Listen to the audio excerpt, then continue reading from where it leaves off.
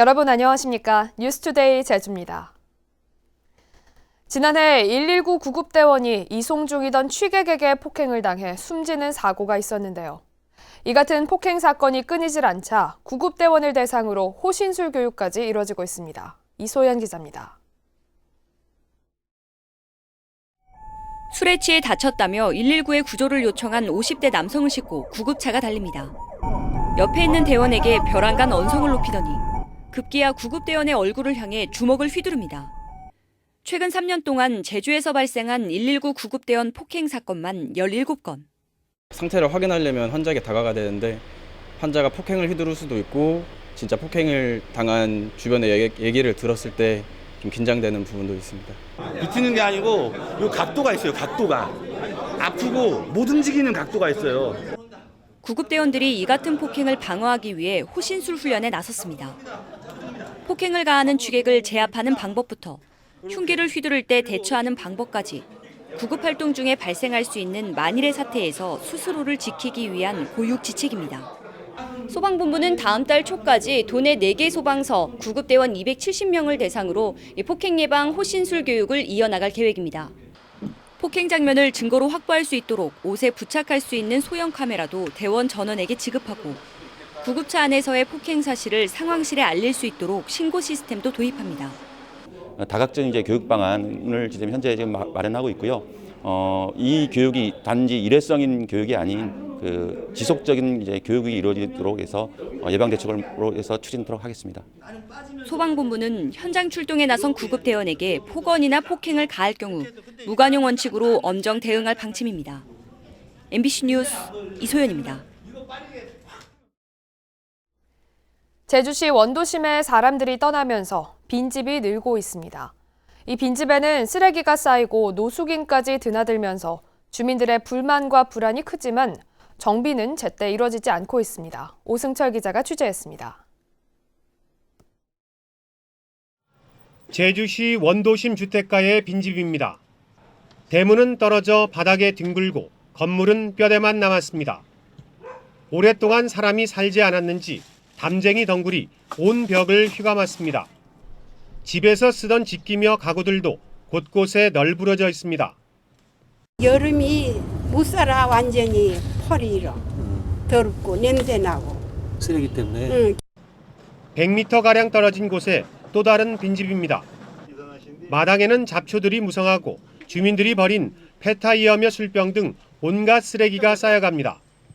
악취가 진동하고 노숙인까지 드나들면서 주민들의 불편과 불안이 커져갑니다. 다 쓰레기 버린 거니까요. 뭐 감당이 안 돼요. 여기 뭐 그냥 노숙자들이라든가 드나들진 않습니까? 드나들지만 시기. 중간에는 겨울에 번화가족막에 불 피워가지고. 주변의 다른 빈집들도 사정은 비슷합니다. 제주시 내 동지역의 빈집은 34동으로 파악되고 있습니다. 이 가운데 33개, 즉 대부분이 건입동과 일도일동 등 원도심에 몰려 있습니다. 제주도는 1년 넘게 전기와 수도 사용량이 없는 건물을 대상으로 오는 10월까지 실태 조사를 벌여 정비 계획을 마련할 방침입니다. 도내 전수 빈집에 대한 실태 조사를 하게 됩니다. 그렇게 할 때 집주인에게 리모델링이나 철거 등 동의를 받아서 저희들이 이제 정비 계획을 수립하게 되는데요. 빈집으로 확인되더라도 소유주가 동의하지 않으면 정비할 수 없고 쓰레기 처리를 강제할 수 없어서 제도 개선도 필요해 보입니다. MBC 뉴스 오승철입니다. 제주관광공사 시내면세점 매출이 감소했습니다. 관세청에 따르면 올 1분기 제주관광공사 시내면세점 매출은 48억 원으로 지난해 같은 기간보다 19% 하락했습니다. 반면 신라면세점은 36%, 롯데는 58% 늘었습니다. 관광공사 시내면세점은 지난해도 영업손실 40억 원을 기록했습니다.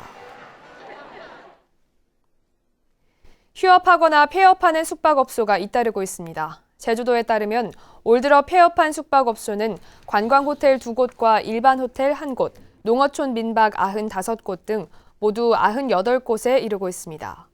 또 휴업한 숙박업소는 관광호텔 5곳과 유수호텔 3곳입니다. 도내 숙박업소 객실은 7만 2천여 실로 5년 전보다 갑절 증가했지만 관광객 증가세가 둔화되면서 휴폐업하는 업체가 늘어난 것으로 보입니다.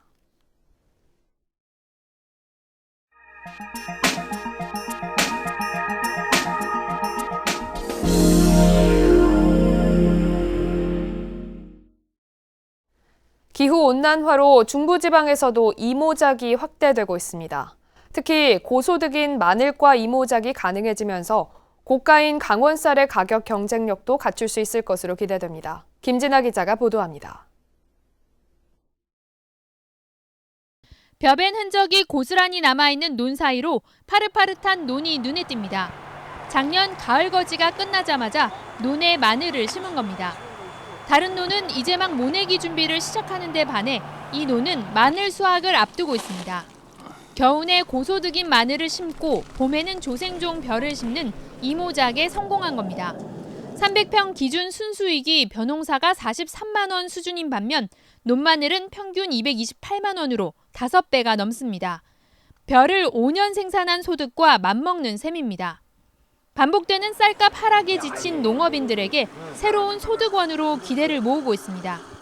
오히려 벼농사는 마늘 농사를 짓기 위한 그 부수적으로 지금 가야 되지 않나 이렇게 생각을 합니다. 3,000원하고 2만 원하고 평당 단가가 전혀 다르고요. 원주 문막 불온 지역 17개 농가 7,200평에서 논마늘을 재배하고 있는데 기후온난화의 영향으로 따뜻한 남부지방이 유리했던 마늘 품종도 작황이 좋습니다. 논에 마늘과 벼를 교차해 심으면 밭에 마늘을 심을 때 나타나는 연작 피해를 줄일 수 있고 조생종 벼 생산으로 지역산 쌀의 판로도 분산돼 판매가 수월할 전망입니다. 논마늘 주산단지로 확대를 해서 우리 원주 지역에 절대적으로 부족한 마늘을 학교 급식이나 또 로컬 푸드 매장에 공급을 해서 이모작이 확대되면 남부지방 저가미에 밀려 판매에 어려움을 겪었던 강원 쌀의 가격 경쟁력도 높아질 것으로 기대됩니다. 다만 물에 잠기는 논 특성상 배수가 잘 되는 곳으로 생산이 제한된다는 점과 비싼 종작 가격은 이모작 확대에 넘어야 할 산으로 꼽힙니다.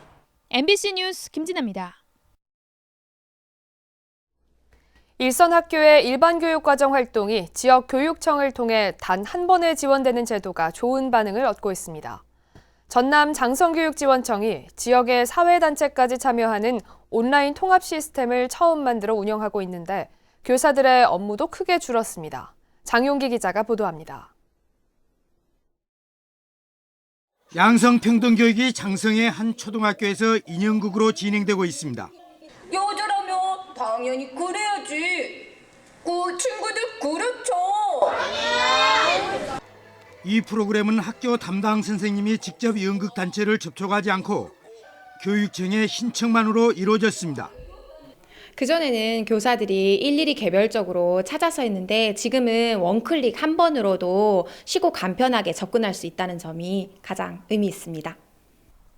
또 다른 여자 중학교, 지역 청소년 상담 복지센터가 나를 발견하기 인성 교육을 하고 있습니다. 이 센터는 올해부터 학교를 찾아 교육 시간을 부탁하는 번거로움이 없어져 강의에만 열중하고 있습니다. 학교에서 약간의 꼭 필요할까라는 의구심을 많이 가지셨어요. 근데 이번에는 교육청에서 앞장서셔서 정말 필요한 거다고 말씀을 해주시니까 학교에서도 적극적으로 나서주시고. 장성교육지원청이 일선 학교에서 교육활동 신청만 하면 모든 것을 해결해주는 제도를 전국 처음으로 구축했기 때문입니다. 학급수가 적은 농어촌 초중학교 교사들의 정규 수업이 아닌 외부 초청 교육 활동을 교육청이 모두 맡고 있습니다. 특히 20개가 넘는 지역 청소년 관련 기관에 교육 지원 분야까지 포함돼 마을교육 공동체 사업으로 확대됐습니다. 그래서 그런 부분들을 해결하기 위해 교육과정 수립 시기에 맞춰서 학교에 안내하고 또한 재료비, 강사비, 버스 임대 등 이것을 교육지원청에서 해주니까 학교에서는 큰 만족을 하고 있는 것 같습니다. 전라남도 교육청은 교육청과 학교 지역사회를 한 번에 연결하는 이 소통 사업을 시범 운영한 뒤 도내 시군 교육청으로 확대할 예정입니다. MBC 뉴스 장용기입니다.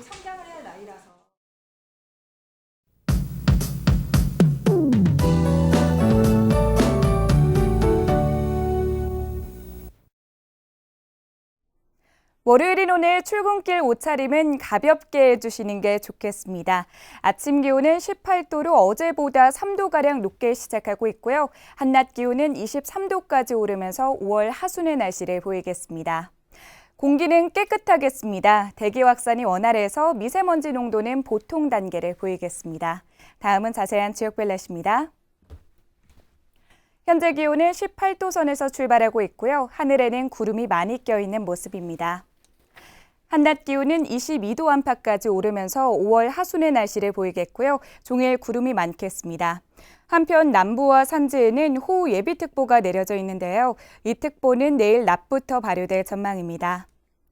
오늘 아침 섬 지역은 17도 선에서 시작하고 있고 한낮 기온은 23도 안팎으로 예상됩니다. 바다의 물결은 오후에 남쪽 먼바다에서 2.5m까지 조금 높게 일겠고요. 모레까지 전해상에는 짙은 해무가 끼는 곳이 많겠습니다. 해상 활동하시는 분들은 주의하시기 바랍니다.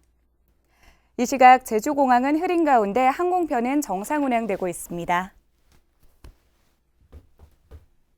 주간 날씨입니다. 내일 아침부터 모레 오후까지 전 지역에 강한 비가 쏟아지겠고요. 비가 그친 뒤 고온 현상은 수그러들 전망입니다. 날씨였습니다. 고사리철 길 잃음 사고가 잇따르고 있습니다. 제주도 소방안전본부에 따르면 어제 오후 서귀포시 표선면 가시리 사려니 숲길 근처에서 고사리를 꺾던 66살 고모 씨가 길을 잃었다 119에 구조되는 등 올 들어서만 고사리를 꺾다 발생한 길 잃음 사고가 31건에 이르고 있습니다. 소방안전본부는 길 잃음 안전사고 주의보를 발령하고 고사리객들의 각별한 주의를 당부했습니다. 전화금융 사기 피해가 증가했습니다. 제주지방경찰청에 따르면 지난해 신고된 전화금융 사기는 500여 건으로 2년 전보다 66% 증가했고 피해액은 55억 원에 달했습니다. 올 들어 지난달까지도 140여 건에 18억 원의 피해가 발생해 사흘에 2건꼴로 전화금융 사기 피해 신고가 접수됐습니다. 양식장 불법 행위에 대한 합동 단속이 이뤄집니다. 서귀포시는 제주어류 양식 수협과 함께 다음 달 22일부터 도내 240개 양식장을 대상으로 허가받지 않고 양식 수조나 취수관을 설치하거나 승인을 받지 않은 약품을 사용하는 행위를 집중 단속합니다. 단속에 앞서 불법 시설물을 자진해서 철거하도록 계도하고 불법 사항이 적발되면 과태료 처분할 방침입니다.